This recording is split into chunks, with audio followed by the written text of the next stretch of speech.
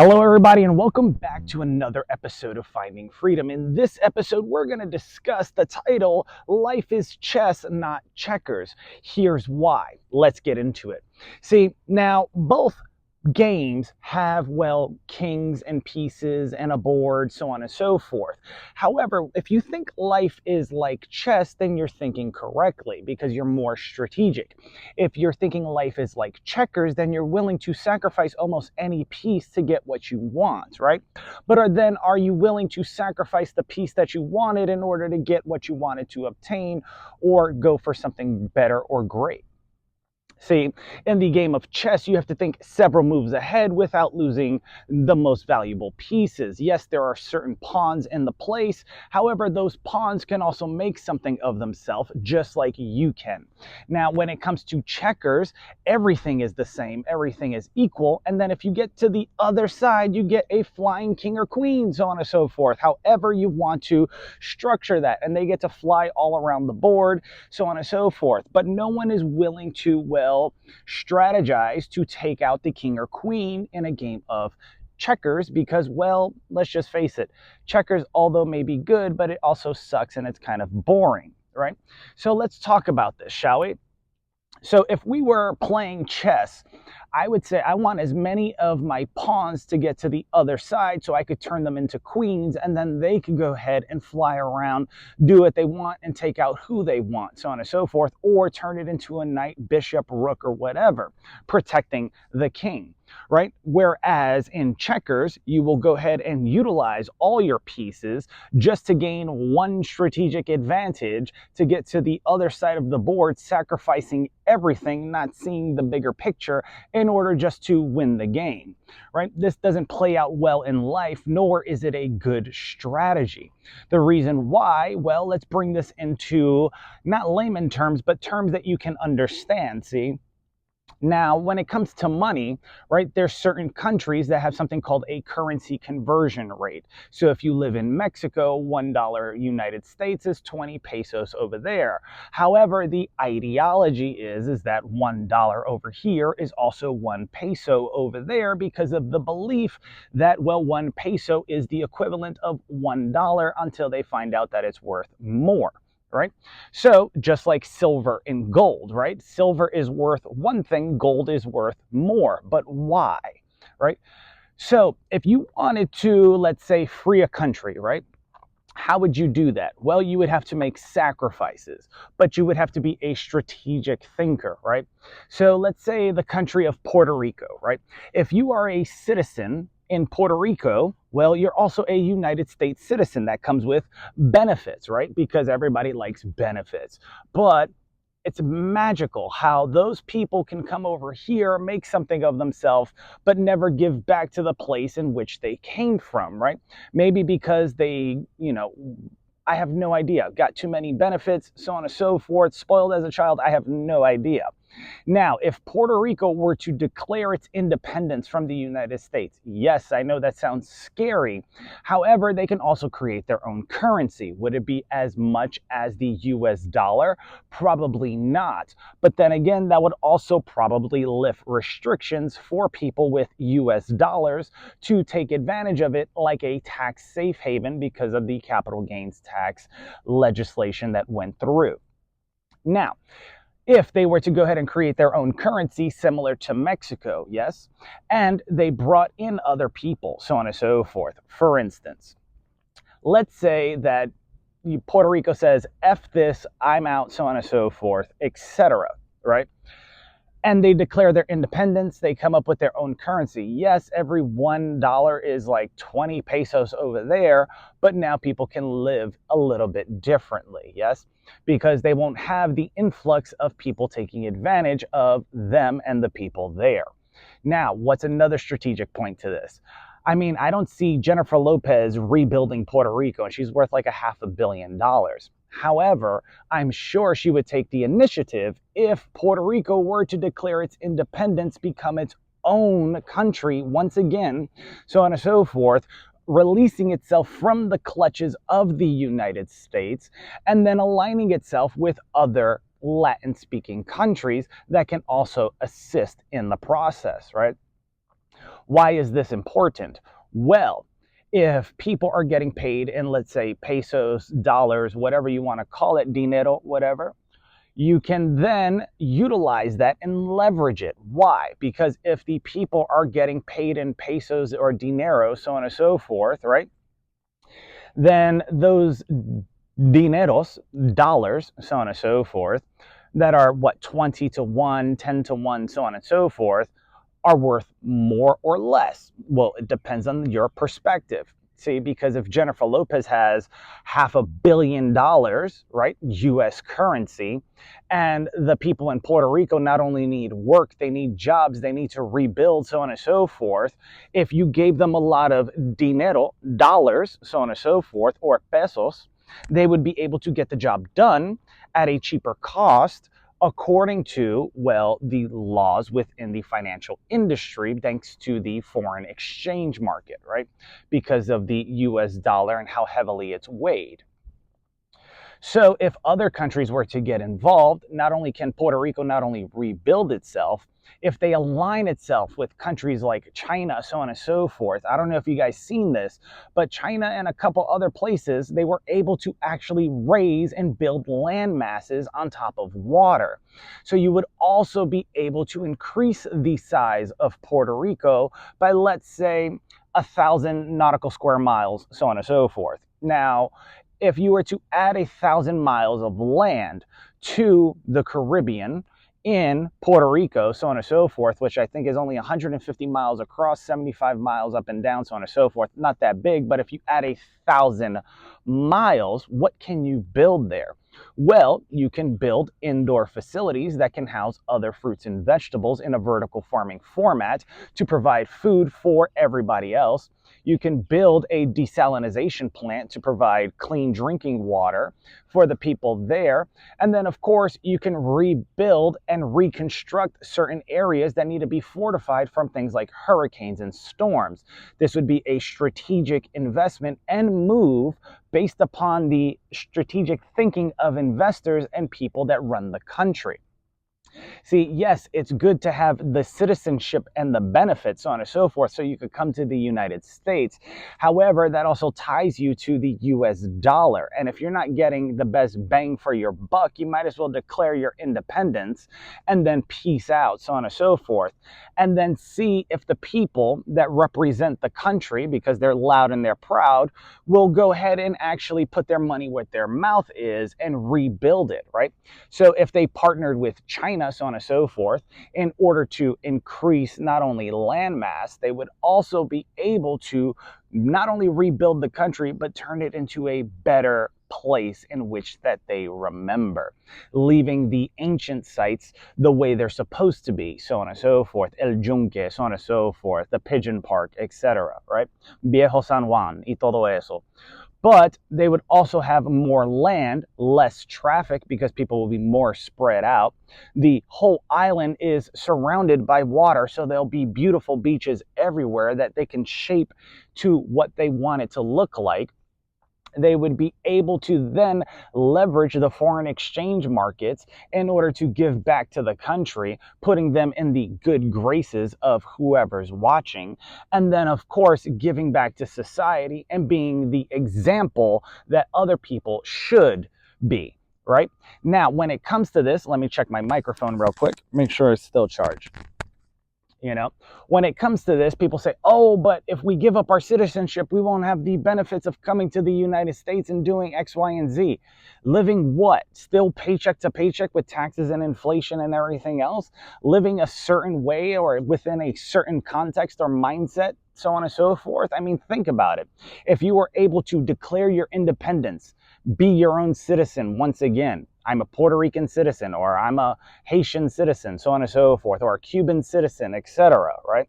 You can avoid things like the Cuban Missile Crisis, first of all, right? Because if you rebuild Cuba, make it great again, so on and so forth, you would be able to then look good in the eyes of whoever is watching, right? Not only that, it also becomes a great place to provide tourism, which brings in more money. And then, of course, you have to utilize the currency conversion in order to come into the country, to utilize their currency amongst the people in order to get services provided to you, hotels, restaurants, food, etc., construction, whatever, going to the beach, so on and so forth, right? It's similar to using copper, bronze, silver, gold, platinum, etc., right? And then, of course, there's other places, right? Because who doesn't want to go to like the British Virgin Islands, so on and so forth? Who doesn't want to go to Puerto Rico, etc., right? But then, of course, there's necessities that need to occur, right? So if you were to think like a chess player instead of a checkers player will sacrifice everything just to achieve the goal, meaning they do not care. They want you to do good, just not better than them so that they can win. A chess player says, if you're on my squad, you're on my team, I will do my best to you, for you, by you, in order for you not to lose your life, but to make you something greater. And I have backup just in case. So let me break this down for you. What does that mean? In chess, you have the row of pawns that stand in front of the larger pieces, the rook, the queen, the king, the bishop, the knight, so on and so forth, right? Let's fight. Now, when the pawns are moving forward, granting leeway for backup to be reinforcements, so on and so forth, because they carry the big guns, right? The pawns are always put in strategic positions. Now, the pawns know, just like the Army, Navy, Air Force, Space Force, Marines, and Coast Guard know, they can lose their life. But how many U.S. citizens care about the sacrifices they make when they're here at home chilling, collecting a big paycheck, right? Not many, especially when they become veterans. So let's keep going further, shall we? Now, there's two opposing forces, but sometimes there's more numbers. What happens if you say, you know what? Instead of battling over the board, let's make the board bigger, and then we won't have to battle. Everybody will have their own territory. That's a win-win scenario from economics. However, most people like conflict. So we have the pawns go out, they scrap, so on and so forth. Think of it like little children in high school or college, etc. They use their chit-chat patter, so on and so forth, etc. They talk smack back and forth, and people get entertainment out of it, just like college sports, just like the NFL, just like MLB, or the minor leagues, so on and so forth. So if you do your job correctly and you listen to the king can possibly get you to the other side, moving you in a strategic fashion, right? A wise man once said you want to think, your next 5 moves or something like that. Great book, so on and so forth. And he's correct. But if you can't see further down the line, what's going to happen after those 5 moves, right? So you always have to constantly be thinking, because once you use 1, 2, 3, 4, or 5 moves, what happens to the 6th, 7th, 8th, 9th, and 10th, or maybe 20th move down the road, right? Or the 30th move down the road, right?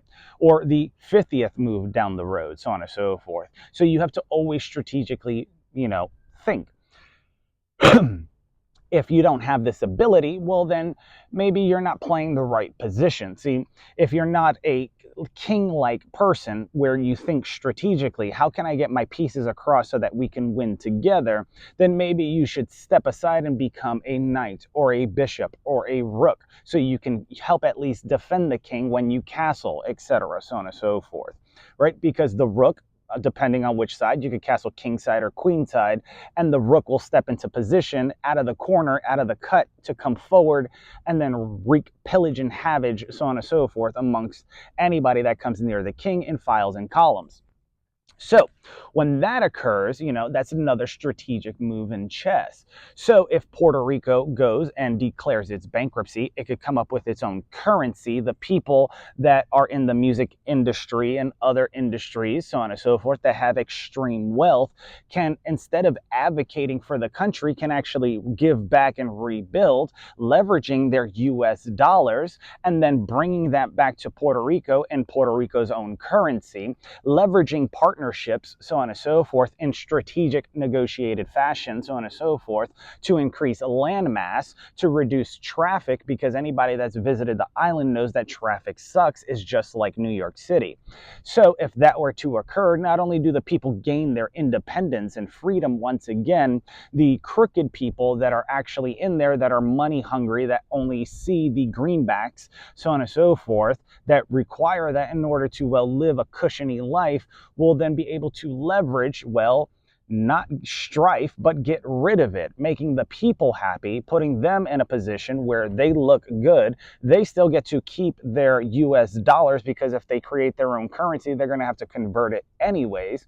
Still having a higher number, because the number is size is how you keep score in life. And then, of course, from there, the psychology and everything else just makes sense from a sociological standpoint. Now, what happens if you increase land mass? You're going to need construction people. Now, after the construction people, you're going to probably need people to move in, which requires law enforcement and firefighters, right? Which will create safety for the environment. This will also reduce a lot of things, like people moving to alternative means of, financial income sources, drug dealing, so on and so forth, in order to just make it and get by. So if this was to happen, how do you think? I mean, what would you do if you were in that position and had the ability to assist a country like that versus, others, think United States, like others within the United States that like to play checkers, and they're willing to sacrifice everybody so that they could keep their pockets lined, just so they could get the flying king or queen, and then not sacrifice the flying king or queen because they're stuck on capitalist mentality. Because if a capitalist comes over, right, they're like captain, so on and so forth, etc. What do capitalists do when they become millionaires and billionaires? They fly on private jets like flying kings or queens. What does the king do when it comes to a game of chess? He moves slowly. Remember the expression, if you've seen the movie Shooter with Mark Wahlberg, slow is smooth and smooth is fast, right? He moves one step at a time because he needs to see the pieces on the field to make sure that they have enough time and to see exactly how he's going to maneuver them amongst the other pieces on the board. Now, if you were to go ahead and switch your mentality, right, and go into the chess mindset and think of a king that way, think of the people around you that you say you support, so on and so forth, as other chess pieces. How would you move them around the board in order to gain a strategic advantage? Now, if you're trying to achieve freedom, remember, you want to think like a chess player. You don't want to think like a checkers player, because at the end of the day, checkers is like a bank, let's say Wells Fargo, right? They want to make their numbers look good because they're on the stock market, they make a lot of money, and the only way for people to get their bonuses at the top, so on and so forth, who have this mindset, right? Individualistic mindset, right? Because entrepreneurs seldomly have a board of directors unless they sell out, meaning they sell equity, so on and so forth, in order to acquire more. But then they buy partnerships and memberships in other places in order to gain a seat, or to gain a seat at the table, right? If you sold your company and you now are a member of a large team that's well respected, you got a seat at the table, right? Not to use a John Wick reference, but to understand they got a seat at the table. So if they have a seat at the table, they can make decisions, and they're inclined to, because they paid for that position and the members voted them in. It's not about the money. And when you get to a certain level, some people understand that and some people don't, right? So Wells Fargo will go ahead and fire people because to them it's about the money, so on and so forth. So if it's about the money, then what they'll do is they'll fire people, let's say the bottom 10, 20%, etc. And then their numbers look good. Why? Because they just got rid of all those salaries. Even if you're making $50, $60, $100,000 a year, if you're a poor performer, i.e. a bad employee, so on and so forth, whether you work remote or not, and you're lazy, and you're not producing, then they will get rid of you to make their numbers look good, right? Because that $100,000, that $60,000 can be somebody's, or two or three people's $10,000 bonus, right?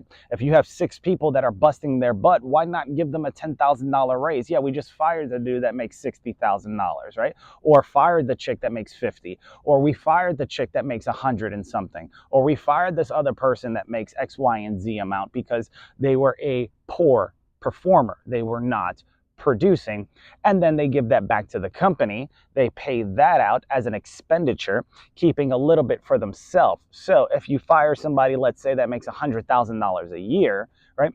The bank keeps about 50 of it on its books because it needs to make its revenue look good. The other 50 pays out the other people, possibly in the chain of command, as a bonus, so on and so forth, so that they could keep their mouth shut and keep their job. And then, of course, everybody is, well, running a copacetic business. The profit, looks good, so we could pay part of the $50,000 that they kept on the books for revenue, pay a portion of that out to the investors that, had faith in the bank because they had interest in it. So because of their investment, they gained interest or accrued interest, and that interest pays out on dividends, which is a different tax bracket, so on and so forth. And if you know anything about finances, dividends get paid out differently, just like capital gains get paid out differently. This is why Puerto Rico has the capital gains clause if you are an established entrepreneur and you live out there, because you pay less in taxes. So remember this. If you are of descent, let's say from Puerto Rico or one of these countries that are struggling, why not be somebody that assists in the process of not only making them independent, but making them better?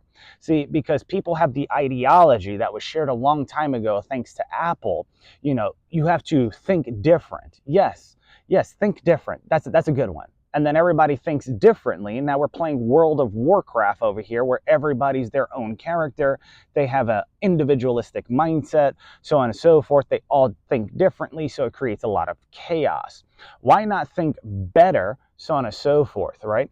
Yes, it's good to think different, but find the people who think similarly, that want to do better and be better and think better. I guess that's why they have the Better Business Bureau, BBB, right?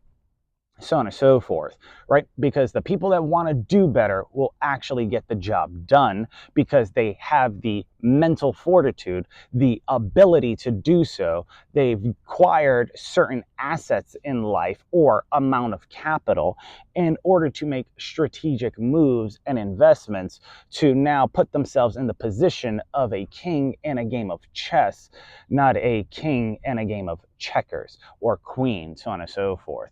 So if this video helped you, opened up your mind a little bit to how you too can find freedom, remember, the United States is not the only country that makes money.